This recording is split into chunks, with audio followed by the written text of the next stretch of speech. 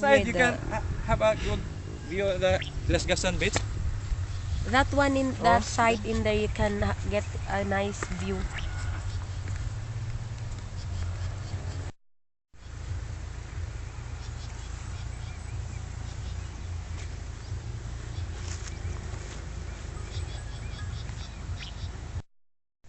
Đây lobby bay sen wala bunga.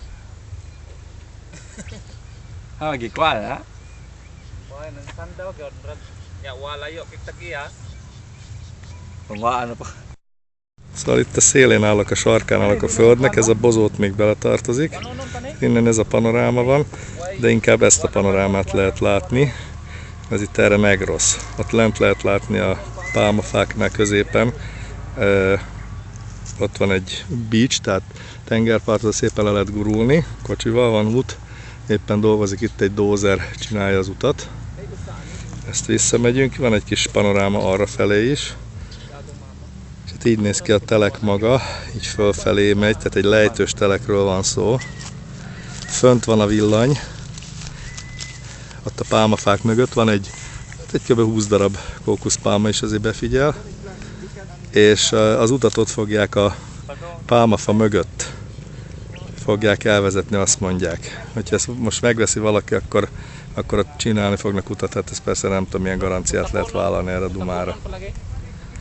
Így. Na most akkor megállítom.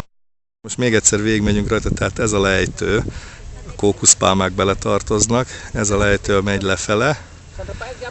Ott van a rózsaszínben Csajci, aki a Ausztrálnak a felesége, az segít nekem. És hát egy gyakorlatilag ilyen kis, hát ilyen picigazos történet ez itten, utána lejjebb megyünk, és itt van egy ilyen bozótka, egy másik bozótka, és ott a határa tulajdonképpen itt, hogy ezek a bozótok mennek. Tehát ez a lejtő, hát ez egy fél hektárnak mondják ezt a területet itt. Idáig tart, ide a lábomig. Úgyné. És akkor tulajdonképpen megművelni is lehet, ott lehet látni, hogy az alatta lévő telken ott valaki ott már bevetette valamivel.